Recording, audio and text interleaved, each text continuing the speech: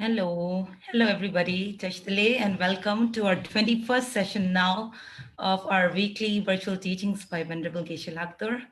And we at the foundation hope that you had a really good break, Losa's break, and you got to do some reflection and more importantly, some practices. And you're back here for more lessons, more learnings. So Geshe-la, thank you so much for being here. Please guide us, please help us. Thank you.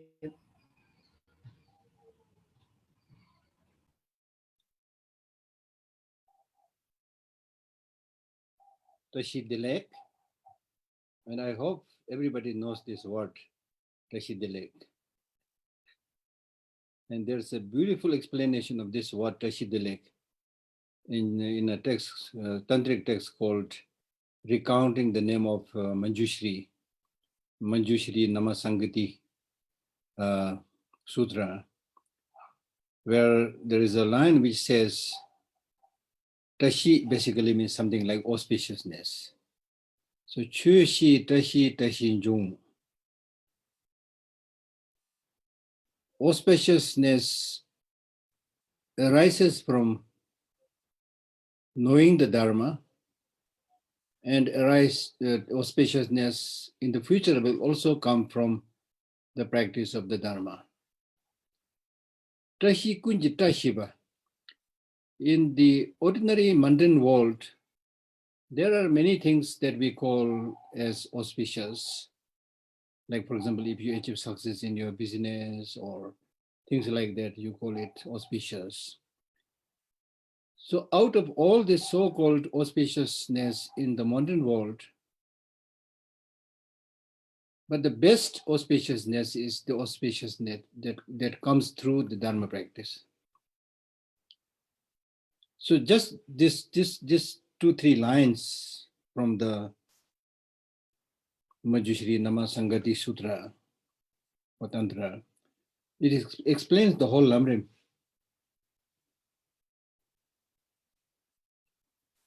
So therefore, auspiciousness in the true sense of the term comes through religious practice or Buddhist practice.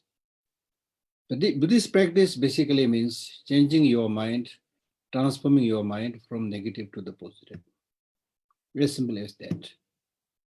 Positive means that which is beneficial to you, beneficial for others, non-harming, compassionate for yourself, for others. So when you develop these internal qualities, then your life runs smoothly. In our ordinary life, despite our trying our best to be clever or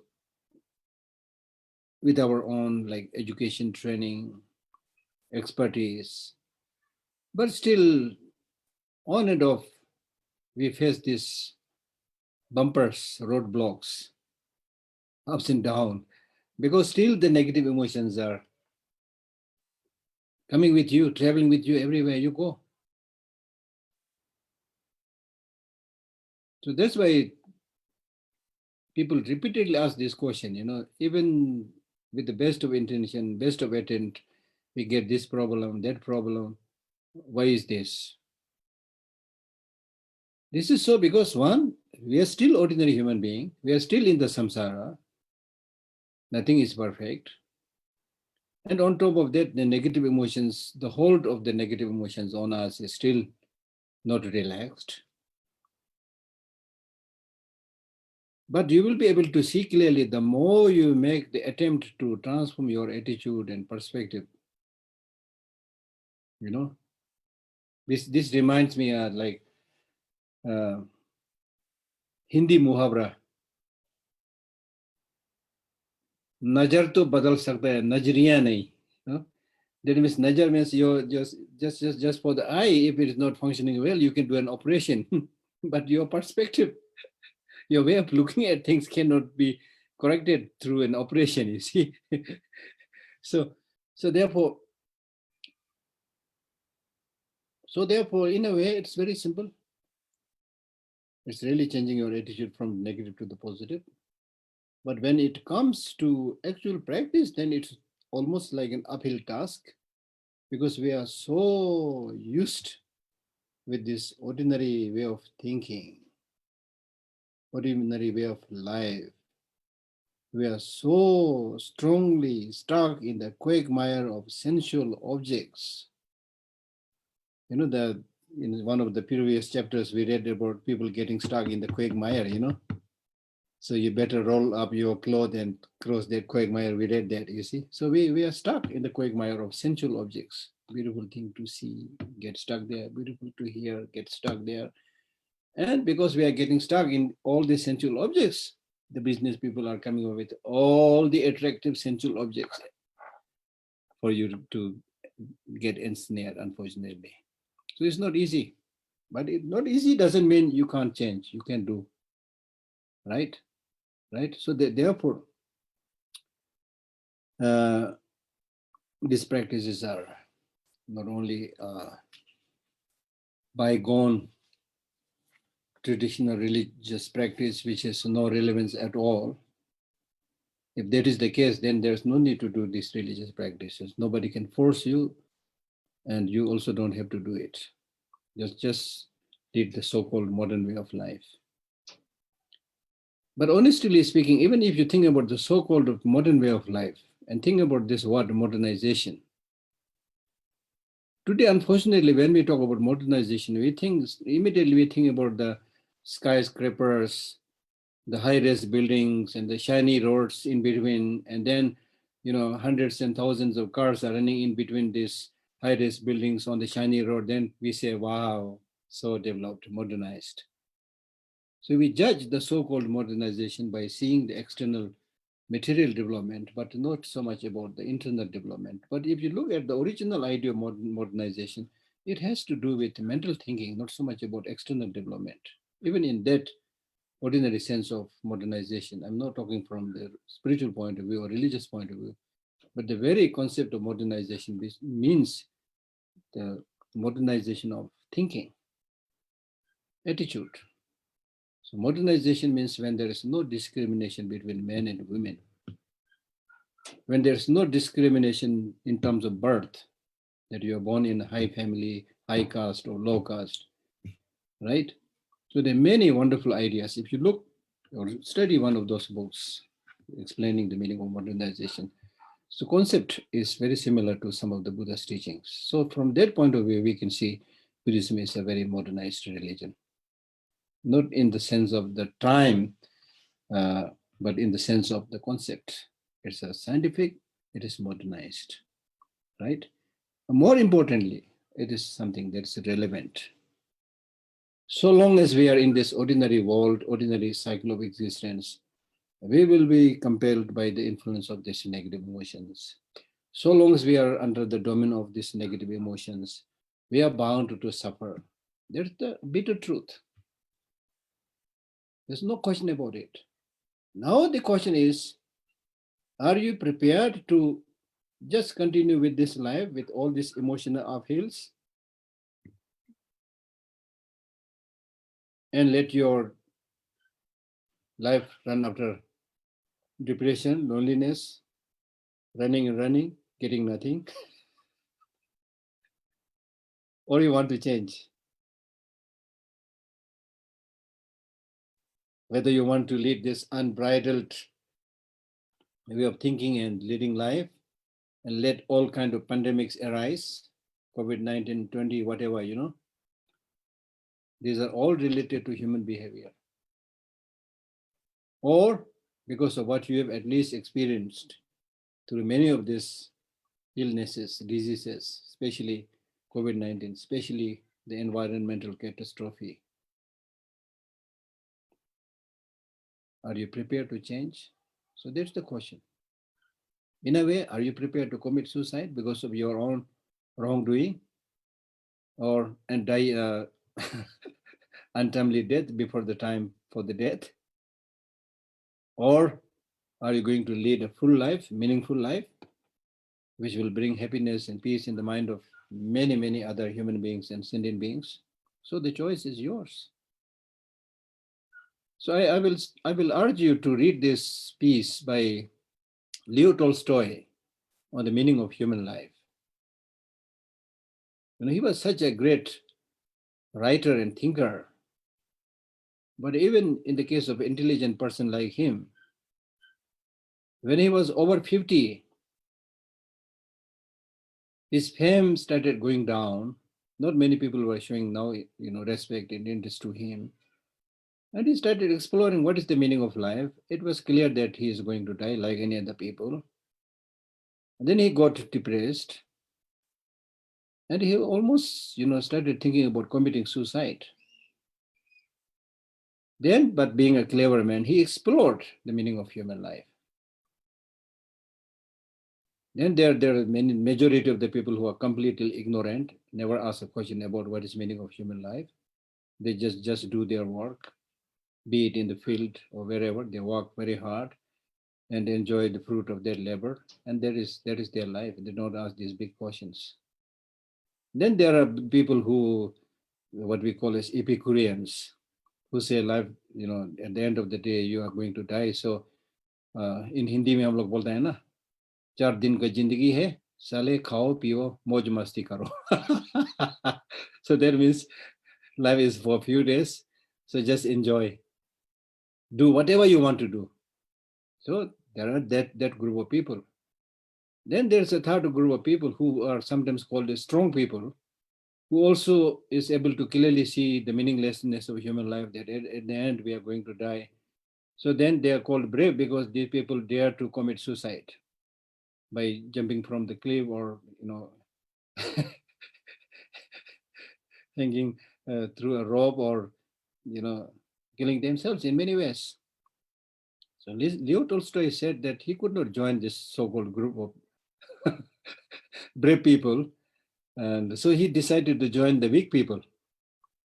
So it interestingly turned out that when he joined the so-called weak people, it turned out to be the majority of the people who are the so-called ignorant people from the parlance of the so-called educated people.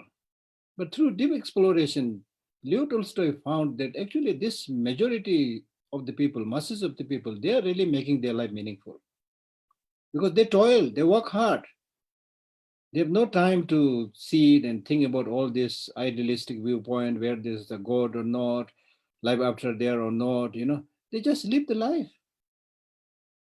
And they are not Epicurean because they have to work very hard to earn their bread, but they are satisfied.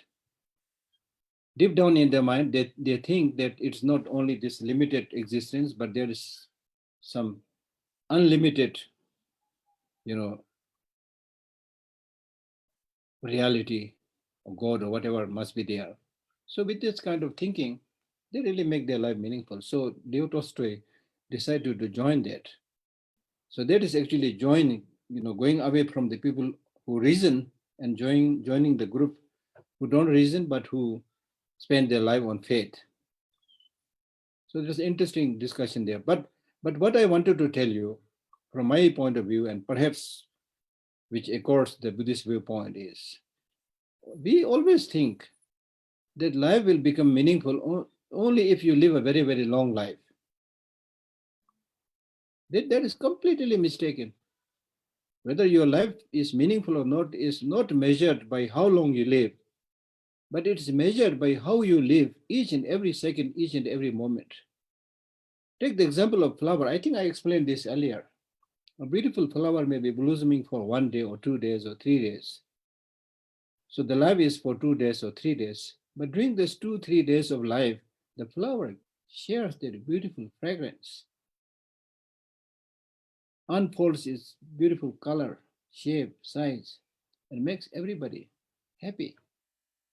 So we should be like that flower. So the question is not so much about, if you talk about the finite life, the life that we can talk about, then we should, I think, something like that flower. But then in the true sense of the term, life is not just this finite life that we ordinary people understand, but there is infinite life. That's why in Buddhism we believe many lives, future lives. So you cannot just put an end to your life just by committing suicide. You can only end up, committing a negative deed, but your mind will continue. Nobody can hang the mind. Mind will continue. So whatever imprint, negative, positive is there, that mind and that person has to suffer. So it's important to understand the meaning of life in the proper perspective, right? And in fact, it is so interesting to see that the more you understand impermanence, the more you are going to make your life meaningful.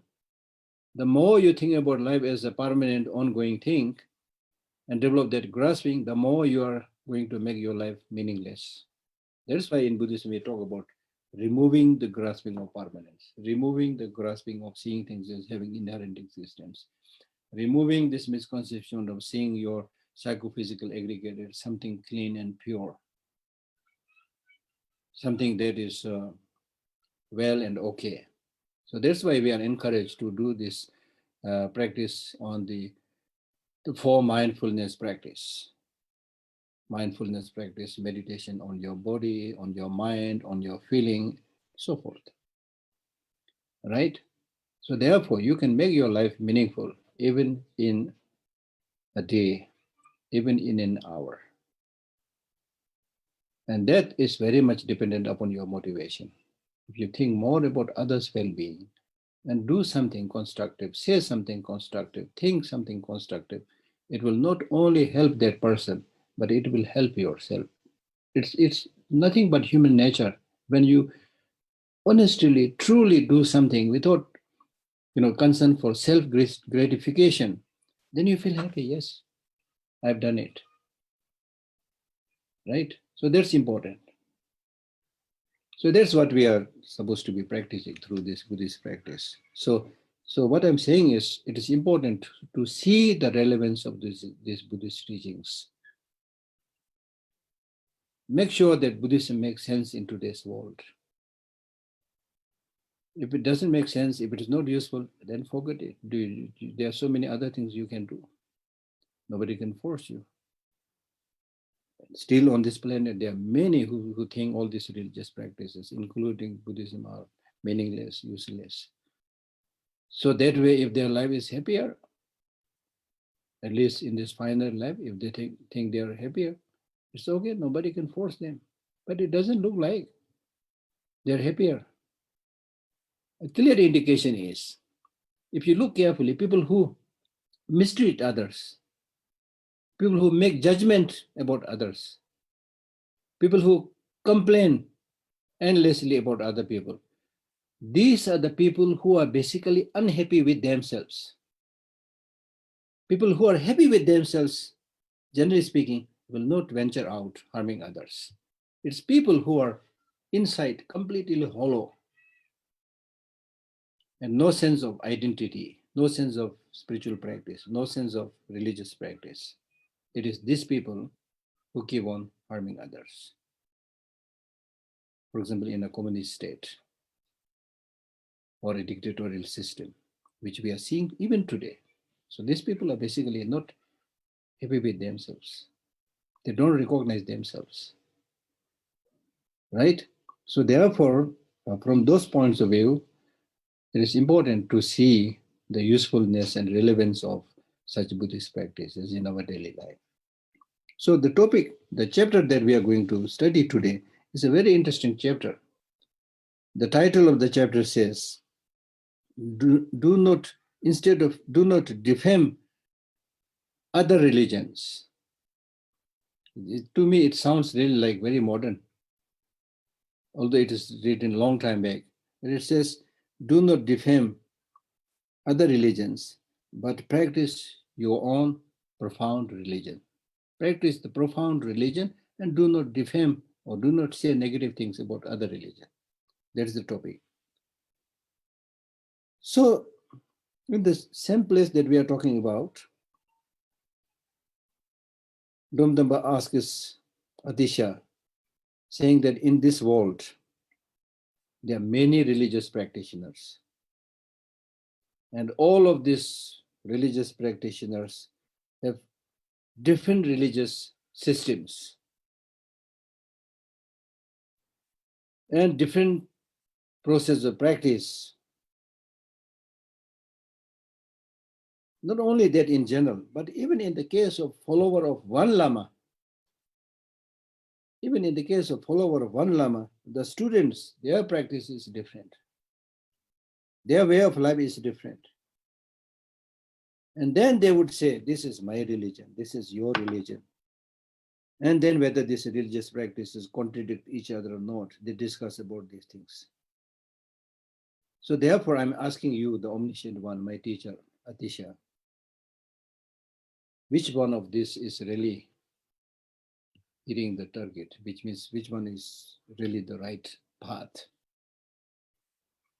and which one is not the right path. And then, of course, here, when we talk about different religious practices, talking primarily about different Buddhist religious practices. So therefore, Domtama answers this by saying that all these different religious practices are something that should be known by the Buddha. I don't know the meaning of this, but basically he's saying that Buddha knows all this. Meaning that Buddha himself give different teachings, the so-called definitive teachings, interpretative teachings.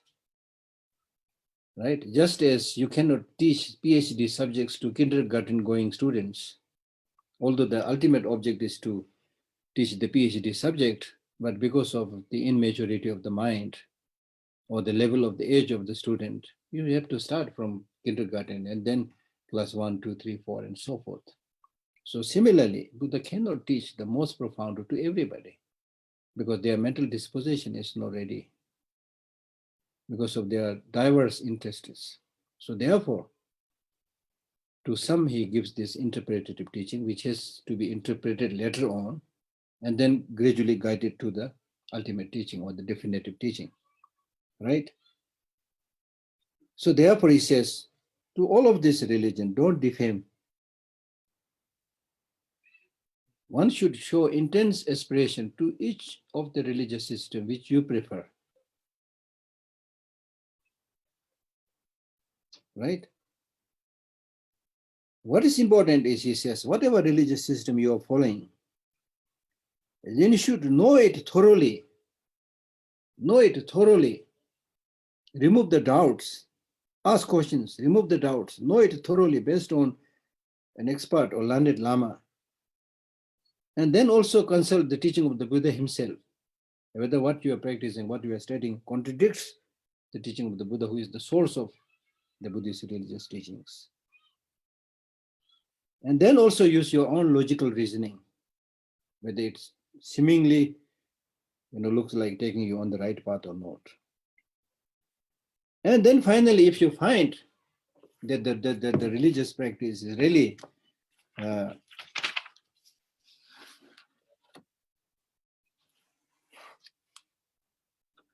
show respect to it and engage in the so-called the 10 religious practices.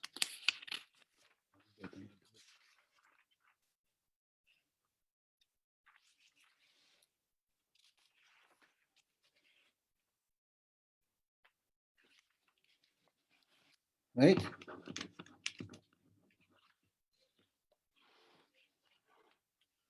Or once you understand by using the teaching of the Buddha or using your own logic, when you find that your particular practice is the right path, then you should engage in all your kind of religious practice, including writing them down, making offerings, engaging in the practice of the 10 virtuous practices, engaging in the practice of the 10 perfections, or reflecting on the faults of the samsara, advantages of transcendence of suffering, which means advantages of nirvana, and what to adopt, what to discard, and then practice of the 7 limb branch practices, and then dedicating all your virtuous practice and engaging in the 10 spiritual practice and so forth. Because these are all practices of a sublime being. So you should undertake those practices day and night. So here when we talk about this 10 virtuous practices, meaning writing Holy Script, writing down the Holy Scriptures. In ancient Tibet, nowadays maybe much less, because we send everything, we computer feed, type and computer feed it, and then publish things like that. But in ancient times, not only people write down, but they write the sacred text is, in gold, in silver, in all emerald, turquoise and things like that. So that way, the respect is paid. So anyway, writing down, and then making offerings, then practice of giving, then listening to the teaching, then understanding the meaning of the teaching, reading the text, teaching others, doing your prayers, reflecting on the meaning of the teaching, and then meditating on the meaning of the teaching. So these are the 10, virtuous practices that you must do. And then, to support this explanation, he cites quotations from many of his teachers. And then he says, to summarize that, if you don't practice, then it will be like a person performing drama who may be repeating many things, but doesn't have to lead that life which he or she has taught, right? So if you engage in these 10 virtuous practices, you will actualize unthinkable merit. So therefore, the most important thing is practice. As I said earlier, if you go to a restaurant and read just the menu and don't eat, it will not alleviate your hunger. So not only read the menu, but also order the food and enjoy it, right? So similarly, you have to practice it. Then again, a question is asked by saying that even though there are so many religious systems, which one will really like hit the target? Then he says, in all these different systems, one that is very, very important to achieve enlightenment is you need to first of all understand the obstruction to the spiritual, to the path to enlightenment. And the main obstruction is the grasping of the two self, grasping of the person and grasping at the phenomena, right? So that must be eliminated. Normally we call it ignorance. Ignorance means not just lack of knowledge, but a misconception of reality.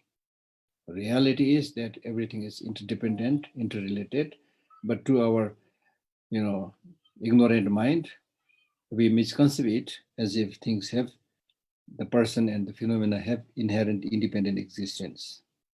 And because of this grasping to self and the phenomena, we develop all other negative emotions, including attachment and hatred. So therefore, make sure that you get rid of these two graspings and make sure that your mind is not polluted by attachment and hatred.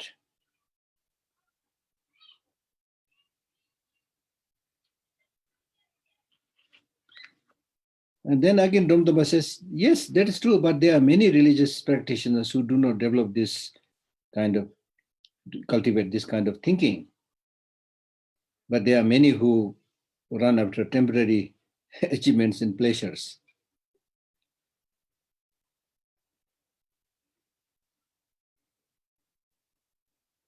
And to this, Atisha clearly says that whatever you do, if you do it for yourself,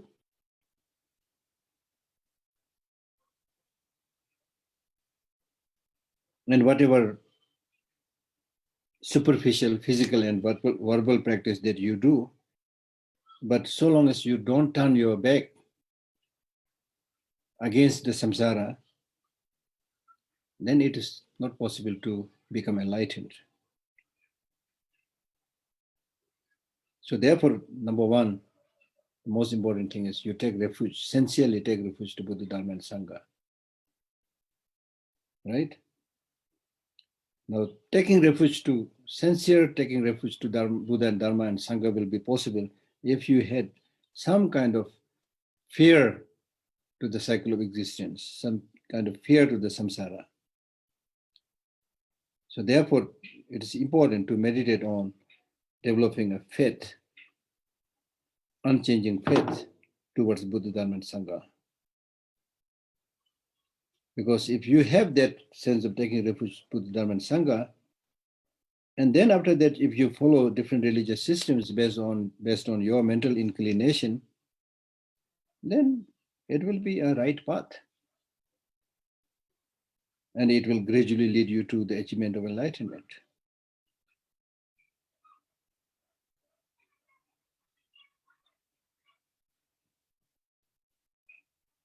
And then after this, it almost looks like Damdama gets so excited that he really starts giving his own teaching, long teaching. And he says, whatever, there's no need to talk much, he says. Whatever religious systems you follow, whatever costumes you adopt, whichever companies you associate, whichever places you stay, whatever lifestyles you adopt, but you're basically, if the basic motivation is wrong, you're basically in the samsara. And you will have to continuously remain in the samsara and experience intolerable sufferings. This is because,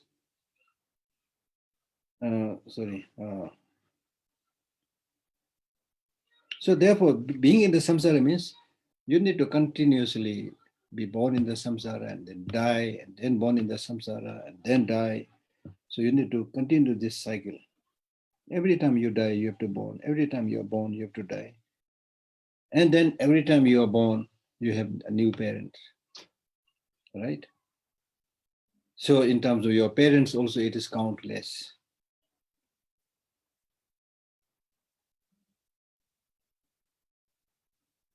And these parents also have infinite sons and daughters. But now if you look from that point of view, then all these people, sentient beings that you see around, have acted your parents or relatives in many countless lives.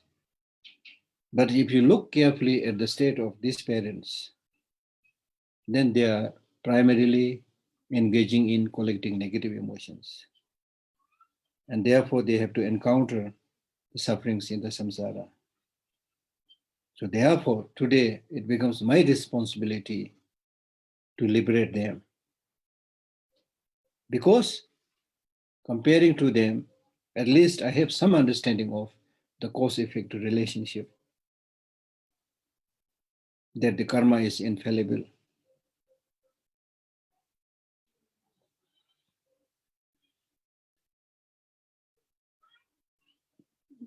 And if you look carefully how much happiness these sentient beings have, how much suffering these sentient beings have, the more you see their sufferings, the more you will be able to understand that all these sufferings are there because of having done negative deeds. And it is nothing but the bitter truth that if you don't commit any virtuous deed, you're not going to experience any happiness or peace.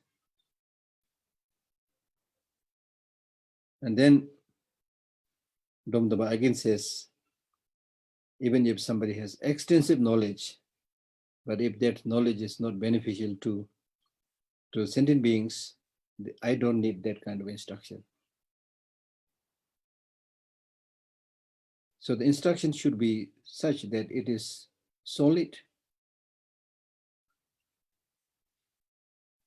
that it helps elevate or remove the self-grasping. But while knowing all this, if you don't do anything to help sentient beings, then they cannot be a worse person than you. If you continue with your normal way of laziness, procrastination, things like that, then there will never be an opportunity to actualize nirvana. Then he says, the reason that throughout our whole life, we don't engage in Dharma practice sincerely, not engaging in sincere Dharma practice throughout the whole life, for that there are three excuses, he says. Three excuses. The first excuse is that when you are young, small, then you have this tendency thinking that now I'm quite young. When I grow up, I'll do Dharma practice. But it will not possible for me now, right now, because I'm too young. When you become adult, become grown up, then you start thinking, now I am not too old, not too young. I can do anything right now. So I can venture out and make money, accumulate wealth, destroy the enemy, look after my relatives and friends. And then through that way, when I am about to become old, then I will have a lot of sons and daughters and grandsons and granddaughters. And then it's definite that this sons and granddaughters, they will all look after me. And then at that time, it will be my turn to do Dharma practice. So, but it is not possible for me right now because I have to do all these things. That's how we think. And then finally, when you become an old person, then you have no capacity to do anything. And then everybody will say, oh, he's now an old man. Geshe Lhakdor is an old man now. And alas, I should have done some practice when I was younger. When there's the time for you to regret. But I'm so sorry, I couldn't do it. Now, please, your younger generation, please do your practice. That's what we all say, You don't play your part, then say, okay, now you do. I couldn't do, you do. And then this Tibetan, the wording here is very interesting. Nonjun Lama and others will understand it. Pu seshing, sushizune langwe. So that means you're so old that even when you have to get up, you have to support yourself by putting your hands on the ground, your knees on the ground, and then you say, like that, you see. And then the so-called sons, daughters, grandsons, granddaughters, to whom you put a lot of hope, they will call you by bad names. This old man is not going to die so easily. It will be so good if he goes away. They will either say it in front of you or they will think like that. So it is in this way, as I cited earlier, the lines from Kongtang Tempe Dome, that not being able to do sublime Dharma practice 20 years past. Then thinking, I'll do Dharma practice, not doing it 20 years past. Then after that, you say, I could not do Dharma practice. Now you're over 60, right? So exactly like that. So these three are the worst excuses that will hinder your Dharma practice. So therefore, you must, without taking these excuses, you must cultivate the three factors that would encourage you to do the Dharma practice. That whatever may come, I will do Dharma practice. I will liberate my, parents and beings. And I cannot help liberate my sentient beings unless I have that capacity, unless I have that protector, unless I have that supporter. So therefore, I'll take refuge to Buddha, Dharma, and Sangha. So it is in this way that you wholeheartedly take refuge to Buddha, Dharma, and Sangha, right? And so therefore, like from Buddhist point of view, we talk about three gateways, three doors. If you want to become a Buddhist, then the gateway is to take refuge to Buddha, Dharma, and Sangha. If you want to become a Mahayana practitioner, the gateway is cultivation of bodhicitta. If you want to enter Tantric practice, then the gateway is receiving Tantric Initiation. So these three are called the three doors or three gateways, okay? And then you should sit down and understand the faults of the samsara, sufferings of the samsara, and the great many benefits of transcendence of that suffering, great many benefits of liberation. And you should know what must be adopted and what must be eliminated. And in this way, gradually you will achieve the state of enlightenment, which is a state of complete realization, state where you have abandoned everything that must be abandoned.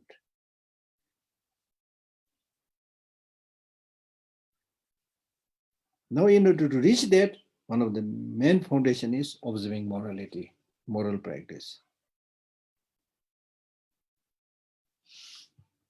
Some people, unfortunately, they kind of show their bravery by saying that, so what, if I have to die, I will die, no problem, as I already cited, you see.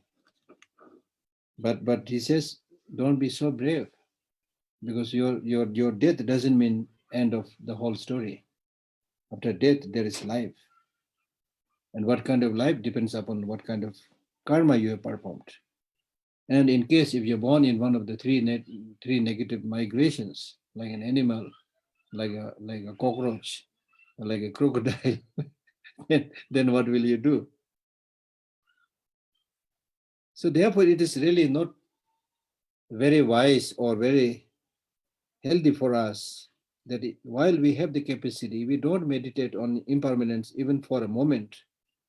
And we just look here and look there, Partha, Surta, Renga missing bar relang, shigechi. You just make fun of others and laugh. Life seems okay, on certain occasions, life seems okay. There is also always ha, he, who, and things like that. On other days, you look so sad, as if the whole world is, full of suffering. And then he says, look at this strange way of the worldly beings, how they act. For greater causes, they don't cry, they don't weep. But for small things, they cry. When all mother sentient beings are suffering, they don't cry. They cry for only one, that's mother or father of this life. And this one parent of this life, they don't cry for their constant birth and death, for many cyclic, existence, but they cry for their one-time death in your life. So if you look carefully, then the death of your parents of this life is not death only for this life, but they will die many times so long as they are in the samsara, right? So therefore, uh, our understanding of suffering is a very superficial understanding of suffering, and we are unable to see the greater depth, the long-term vision we don't have. So therefore, he says our biography is like the biography of a dog. Biography of a dog. So I don't want to read all of that. Okay. So therefore, the problem arises when you focus only for the well-being of this life, and then you have nothing that you have done which will help you in the future lives. Okay. So when you don't have all these practices, then even if you have a beautiful name called a religious practitioner, right? When you don't have all these basic good qualities, then even if you have a name called a religious practitioner, but in reality, when you see other people doing religious practice, then you become jealous. Then you will make a statement by saying, "Oh, what I'm doing is right, but all those others are hypocrites." Or you would say, "Oh, that person is very good in, using good words, but he doesn't know the meaning." Right? If somebody is very well disciplined, then they would say, "Oh, he's like Sarvaka and Partika Buddha," thinking about his or her nirvana alone and not enlightenment of all sentient beings. So like that, you keep on like saying bad things about other religious practitioners.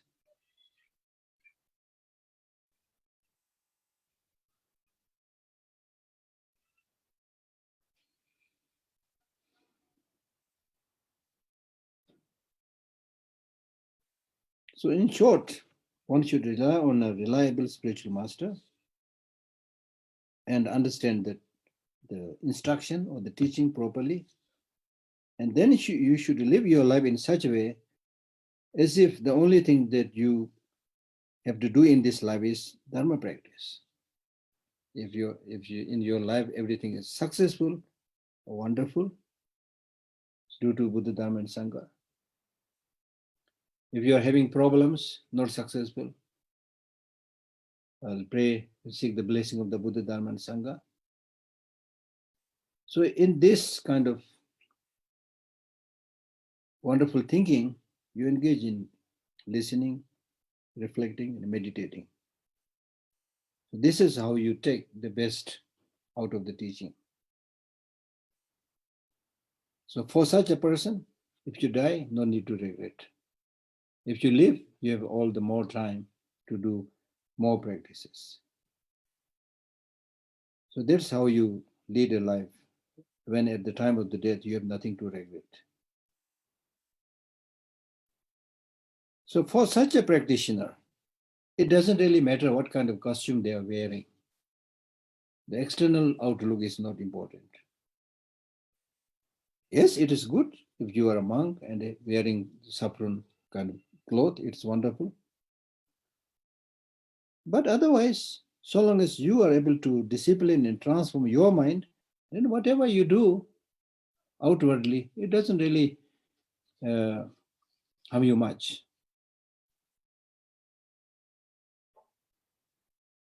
So at the best, you should be such a religious practitioner that even if you are surrounded by the most beautiful, evil, attractive, evil women manifested by negative force, something like that. The most beautiful women attracted, surrounded by, hundreds of them.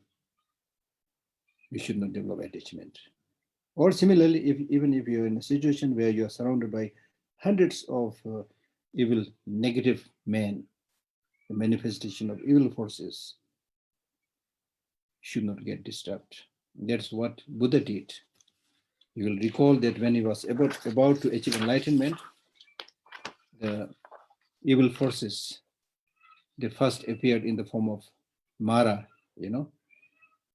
with weapons, all kind of weapons, hurled all those weapons,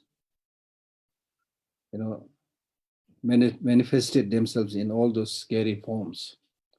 But Buddha did not get disturbed. And not being successful in that way, they manifested themselves into beautiful dancing damsels with the hope that Buddha will develop some kind of attachment at last, but it did not. So that life history of the Buddha. And then he controlled all this negative. That means all these evil forces he destroyed through the force of loving kindness. He sustained and looked after all sentient beings through the force of loving kindness. So in that way, the Maitreya Buddha, the Buddha of loving kindness, is so important. So the most important thing is your attitude should not, belie. Your attitude should be correct. Whatever costumes you wear, whatever manners you adopt, your attitude should always be unmistaken one. And then again, Choji says, so Dom, since you know all of this, why you're asking these questions to me? And then to this, Dom answers, what is the use of you or me knowing it? And more importantly, what you know, what I know. The important thing is not what you know, what I know, but the important thing is these topics that we are discussing is benefiting everybody. And there is no harm in repeating 100,000 times those beneficial teachings. So wonderful. So whatever you say, whatever I say, this is Dharma teaching. This is a wonderful teaching. So no harm in repeating others. And in fact, this is a very important point because, like in my room, you all have the same experience. Believe me, I'm telling you, sharing my secret. In my room, the morning it will be a kind of bread for my breakfast. Lunch will be rice and dal or something. Rice will be there most of the time. And then evening maybe again tupa or something, So basically, day in and day out, the food is almost like the same thing. But because our body needs it, we have to eat it. So similarly, if you listen to His Holiness's general teachings, most of the time he is more or less saying the same thing. He's not on a stage to, make himself a great professor who knows every subject and say all these new things, but it more or less says the same thing.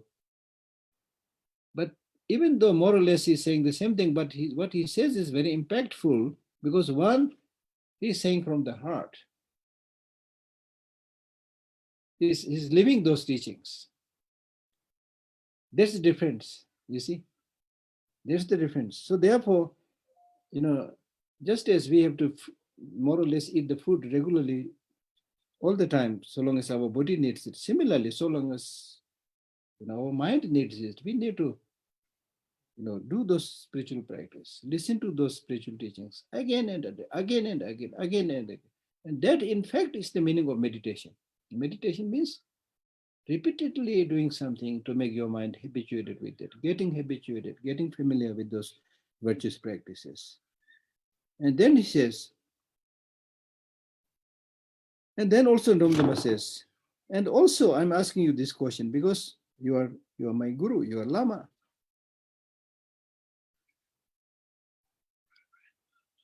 And when I get this answer from my Lama, I feel happy. And it also helped me to remove many negative things. And it also has the benefit of, cultivating trust in the mind of many, many listeners.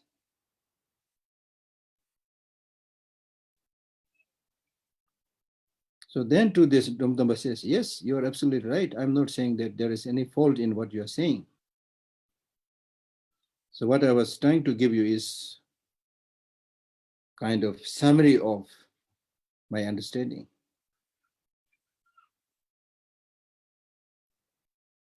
And so again, Domdamba request is him, can you please summarize it? Can you please summarize it? And then Adisha says, keep these teachings in your mind and relax that grasping on the self. And bring others more, not just yourself, I, me, and mine, but bring others more. And then you should enter into this tent of light. Watch the appearances and cut the foundation and see the empty nature of the identity of everything. See the reality that when you analyze, nothing is found. So if you are able to achieve success in such a practice, then you will achieve success on the path to enlightenment. And to this, then Domdamba answers that this is a wonderful, profound teaching. So that is the title of this text. This is a profound teaching. And to this, Adishakin says, all these immeasurable ways of the reality should, at the end of the day, must be brought together to bring about changes in your mental continuum. All this should be targeted towards remove the root of suffering of the samsara. And then finally he says, even though there are many religious systems, you should hold on your own religious system, but do not develop excessive attachment to your own religious system and share it to others also. And in the case of the systems of other religions, do not exaggerate it, do not defame it, give up exaggeration and defaming. You should also study other religious traditions, other religious systems, right? And then try to integrate, learn the best thing from all the religious systems and integrate them for your practice. Just as if you plant something, seed or something in a fertile ground, whatever you plant, it will grow. So similarly, the most important thing is you should have a mind that wishes to benefit others, a noble, benevolent mind. When you have this benevolent mind, whatever you want, you will achieve. And then in between, you should apply uninterrupted effort and practice. Uninterrupted practice. Normally we say, just like running stream, running river. The running rivers or running streams, they will never say that it is day, we will run, but it is night, now we will sleep or rest, we will not run. The rivers never say things like that. So that's why, we repeatedly refer to the river, that you make effort like the running river, day and night, uninterruptedly. And you should be good in understanding what to adopt and what to discard. And then finally, he summarizes this teaching by saying, Domdamba is very good in summarizing, Adisha, he asks a lot of questions and then Adisha gives all the answers. Then finally, Domdamba says, but if I summarize all that we have been discussing, then it means do not defame the Dharma, aspire that which you like, and through the 10 virtuous deeds, strive to pass day and night. So that finishes today's teaching. Thank you. So Gishla, thank you so much. Now we can take in some questions. Jackie, you can go ahead. Hello. Hello. Hello. Thank you for your teaching. Mm-hmm. I was wondering if we ever do take a tantric initiation. Sometimes they say things like, imagine a Vajra in emptiness or yourself in emptiness as a deity? How do we do that? No, when you receive the Tantric initiation, it's not the initiation itself. Yes, but yes, when you receive the initiation or later when you engage practice, there are many occasions when you visualize yourself becoming that particular deity. So in order to become the deity, the obstacle is grasping to oneself. So in order to remove that grasping to oneself, you cannot say that, just as you are in the form of Jackie or in the form of Geshe Lhakdor, now I am Yamantaka or Heruka. I cannot say that. Because when we talk about a tantric deity, it's a pure deity, immaculate, deity. So in order to, do away with this ordinary conception, ordinary appearance, and then develop this pure conception and pure appearance of deity, what we need to do is meditate on Shunyata. When you, in your ordinary body, you reflect on the nature of your body, right from the top of your head down to the sole of your feet. If you try to analyze and discover something that is, you can call as the essence of the person, you won't find anything. When you not find anything on that mere absence of yourself, then you visualize yourself arising into that deity. So that deity, now then you have to think that I'm this deity. I'm not now this ordinary Jackie or ordinary Lhakdor, but I'm this deity, Yamintaka or Heruka. That's how we think. Om Swabhava Shud, Om Swabhava Shud, Om Sarvadharma Swabhava Shud. Om Swabhava Shud. We have this Sanskrit word, Om Swabhava Shud. Om is a later combination of three words, A, O, Ma, which symbolizes your body, speech, and mind. So which basically symbolizes the person. So Om Swabhava Shud means this person by nature is Swabhava, by nature, Shud means pure, meaning that this person doesn't have that independent inherent existence. So with that reflection, you transform yourself or focus on that Shunyata, and then from that state of Shunyata, you imagine arising into the form of that particular deity. And thank you, and if you need to do that with a Vajra or something, do you ever, I thought I heard the Dalai Lama say, think of a Vajra in emptiness, or, Vajra and the bell that normally the Lamas use, this again symbolizes the great bliss and the Shunyata, because the purpose of the Tantric practice is to be able to use the most powerful, maybe more powerful than the laser beam, the most powerful, what we call as primordial killer light. It is said that this clear light mind is so powerful, so penetrative. And when you use this very subtle, not only subtle, but also blissful. When you use that subtle, very blissful mind to understand emptiness, then that understanding of emptiness is very, very powerful. So this is symbolized by the Vajra and the bell. Okay. Yes, thank you, Kishla. And Natasha, we have Natasha next to ask her questions. Yes, thank you very much. Thank you, Geshe.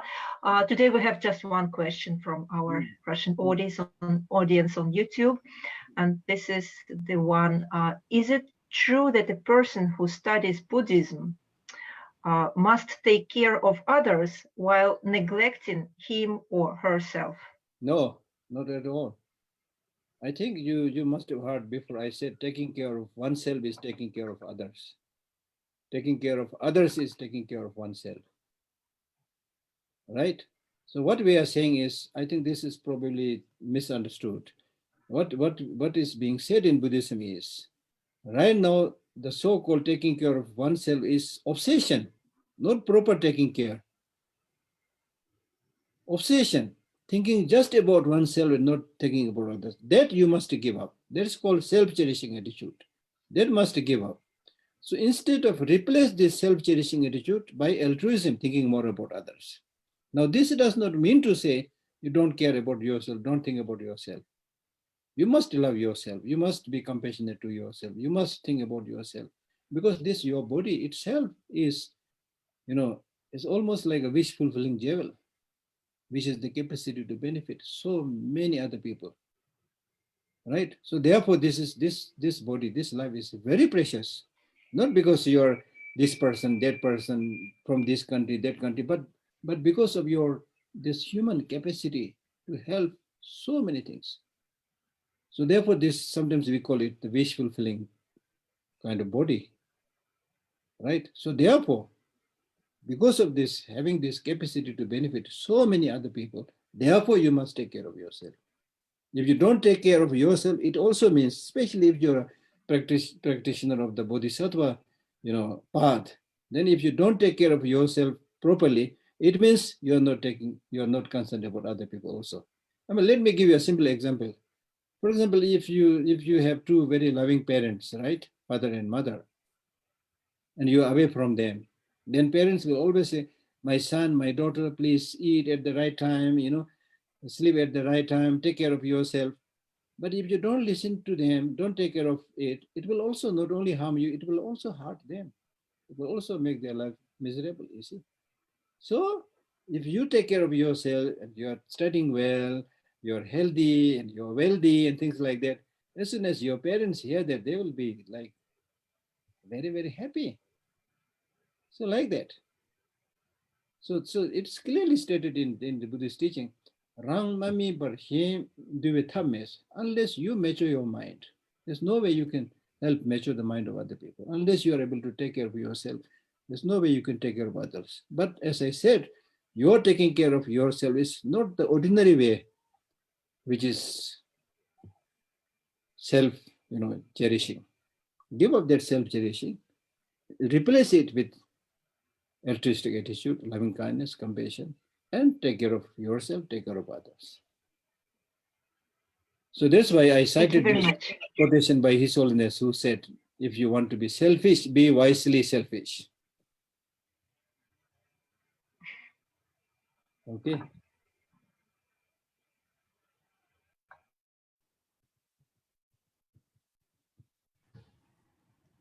Natasha, are you done? Okay. Done. She's done. Okay. Katie, you can ask your question. Next, we have Katie Gishla, Katie Rush. Yep.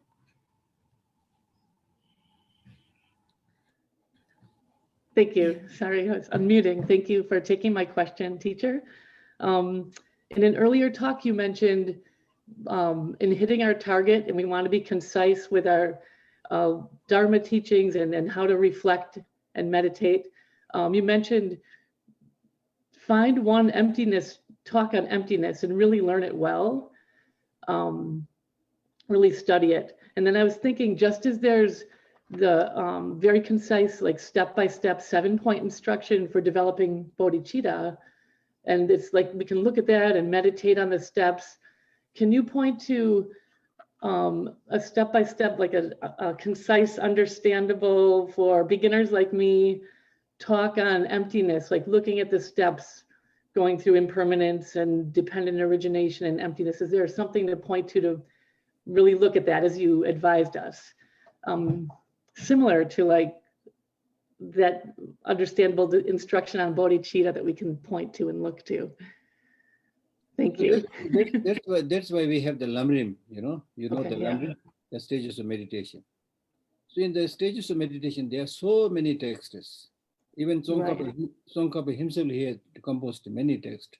So to start with, see the shortest version, the foundation of all qualities, is a very short text, 2-page text.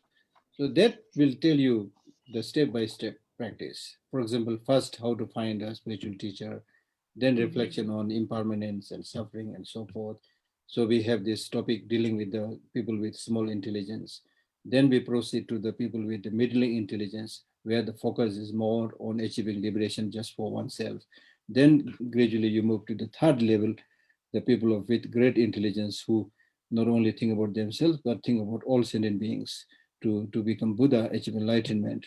For that, then they need to practice the 6 perfections, which includes meditation on emptiness and so forth. And then, of course, at the end of the day, you also engage in Tantric practice. So that is the process. So whether you are undertaking the 7 point mind training or any other mind training practice or the Lamrim practice, the focus is the development of the 2 bodhicittas, which is known as conventional bodhicitta and ultimate bodhicitta. These 2 are like the wings of the bird, the 2 wings of the bird. Without one, you cannot fly into the space. So for becoming a Buddha, you need these 2 wings. So conventional bodhicitta basically means bodhicitta, which you normally understand, the wish to become Buddha for the benefit of all sentient beings. The ultimate bodhicitta is actually not bodhicitta. The ultimate bodhicitta is actually the wisdom, understanding emptiness. This is also called bodhicitta because it will also lead you to become the Bodhi, the Buddha. So therefore it is named as bodhicitta, but it's not ultimate bodhicitta. So anyway, to make a long story short, what you really need is, on the one hand, this wonderful altruistic attitude of bodhicitta, plus the wisdom which sees the reality as it is. So I try to summarize this point and make it more simple and clear to people by saying Buddhism is basically talking about a practice which is a combination of head and heart. Mm-hmm. So head means that you should have the wisdom which understands impermanence, suffering, shunyata, whatever, which means you should have that wisdom that sees the reality as it is, right? And then at the same time, and in fact, when you develop this wisdom that sees the reality as it is, naturally you will be pulled towards developing the heart side, the need for compassion, the need for love, the need for bodhicitta, right? Because with wisdom, when you see how people are suffering, number one, how people are all same, how we are all linked together, once you see this, then there is not much scope for division. But there is only like the need to develop that extend that helping hand. So therefore, combination of head and heart. That is the best way of summarizing the Buddha's teaching. Okay. Yeah. Thank you. Yeah. Thank you, Katie. Thank you, Geshe. So, Geshe, we have one last question. Sure. It's from Dinara. Dinara Zai. Actually, Geshe, thank you very much. Mm. I have a simple question. How not waiting the grateful from the other people when I do something good for him? Because it's very difficult, because It is I do difficult. something. It is Yes. difficult, but not impossible. The other day, I told you, the sun gives us warmth, but never expect anything back. But our expecting something back doesn't necessarily mean we'll get it. Instead of getting something back, it will bring more problem because you have the expectation, right? And I think I give you the example also, like for example, when you eat, when you feed yourself, take breakfast. So after you offer breakfast to yourself, do you say thank you to yourself? Do you say? I don't think so, because this is not necessary, because it is something that must be done. You did it, that's it. So similarly, when you help others, it's something that must be done, and you should be happy that you have done it. Don't expect anything.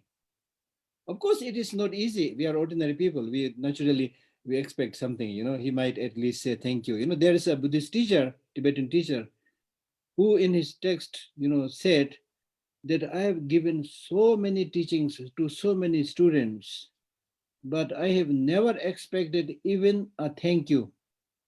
Forget about expecting money and wealth and things like that. But he said, I've never even expected even a thank you. The reason, he said, I have never expected even a thank you because there is no sentient being who is not suffering. So what are you going to expect from there? And you should be thankful to them because you got this opportunity to do something for them. And being able to do something, you are earning the merit. So you should be thankful to them, right? So that's why if you read the text like the Entering the Middle Way by Chandrakirti, there is a line which says, the Bodhisattvas, when they hear the sound of the beggars begging, it's the most beautiful music to their ear. Because they're always ready to help others. So when they hear this sound of beggars begging, it's music to their ear. And they are thankful to the beggar that I got this opportunity to collect merit. Right? Of course, again, it's not easy, but that is the thing that we should do. Thank you. So, Yes, Geshe, thank you so much. I can't see you, Namzilla. Where are you? All right. Geshe, thank you so much. And your words on, everybody's suffering was so impactful, so powerful. And Geshe, your teachings have been really been a balm on a lot of us, many of us. And to many people here, they have often written to us saying, these teachings are like their lifeline. So thank you so much, Geshe. Thank you, everybody. We look forward to seeing everybody next week. Thank you. Have a good time, Geshe. Take care. Good night, whatever. Yeah. Thank you.